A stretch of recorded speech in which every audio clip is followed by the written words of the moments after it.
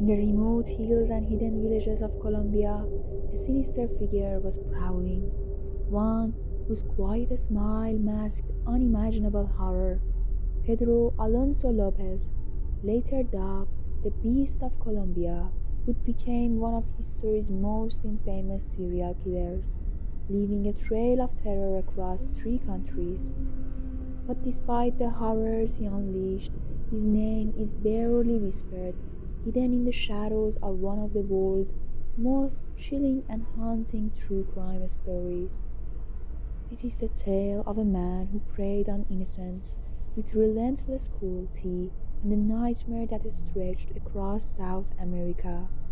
It began in the late 1970s in the bustling streets and isolated mountain towns of Colombia, Ecuador, and Peru, where young girls were disappearing without a trace. At first, families believed their children might have gotten lost or wandered off, but as more young girls vanished, whispers of a predator swept through the village. Communities became gripped by fear. The peaceful rhythm of daily life was shattered by the horror lurking just beyond their doors. Lopez, a man with a disarming presence, moved from town to town, taking advantage of the poorest and most vulnerable communities.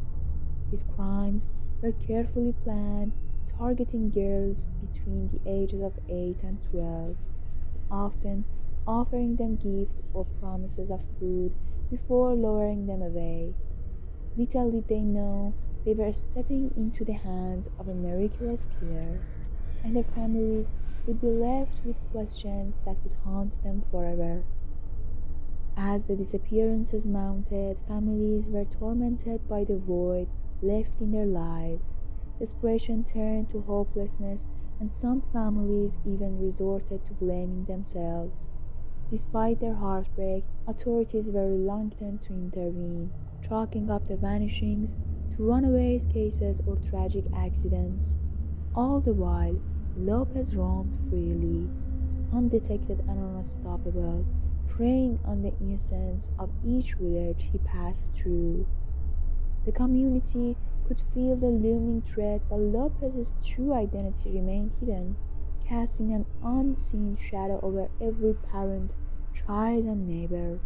The investigation into the missing girls went cold for years, hindered by the remoteness of the villages and the lack of resources available to local authorities.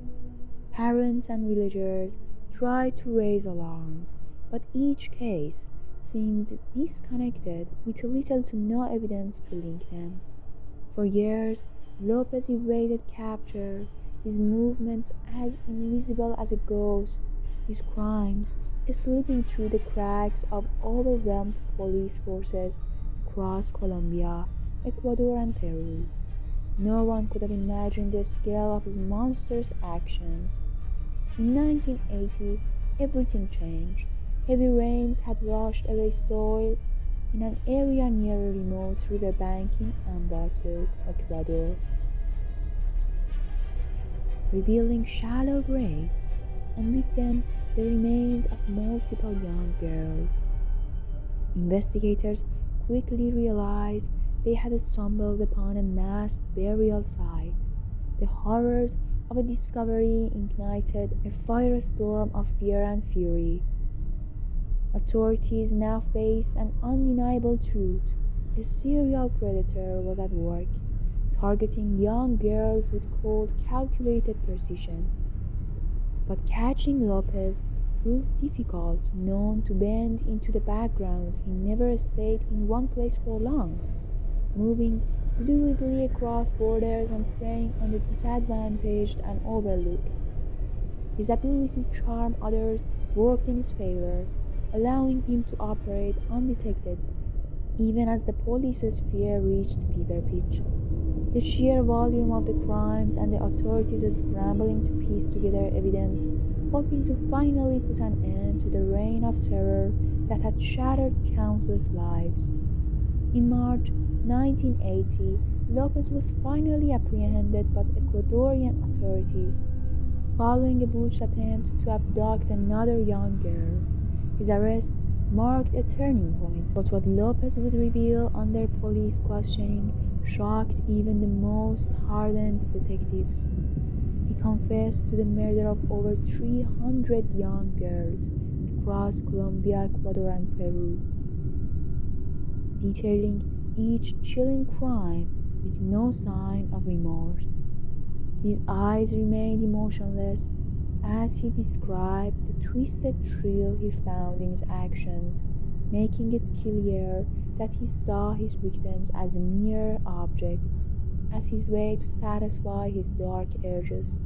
The public was horrified as news of his confessions spread, and the outcry was immediate. Lopez's crimes were beyond comprehension, and the families of his victims demanded the highest punishment. But justice would prove elusive.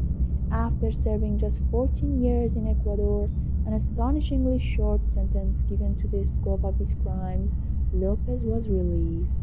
Due to overcrowded prison conditions, he was later deported to Colombia, where he was held briefly and then released once again due to technicality in Colombia's legal system. Today, Lopez's whereabouts are unknown, and he remains a chilling figure of unsolved terror. Some claim he died in hiding, while others believe he's still out there, lurking in the shadows, a free man despite his horrific deeds. The thought of his potential freedom sends a shiver down the spine of all who remember his crimes, leaving a dark and disturbing question: how could justice fail in the face of such monstrous evil? Pedro Alonso López, the Beast of Colombia, remains one of the most disturbing figures in true crime history. His ability to evade justice and the sheer horror of his crimes continue to haunt families and communities across South America. The legacy of his actions serves as a chilling reminder of the darkness that can lurk behind seemingly ordinary faces, and the questions that linger when justice is left unfinished.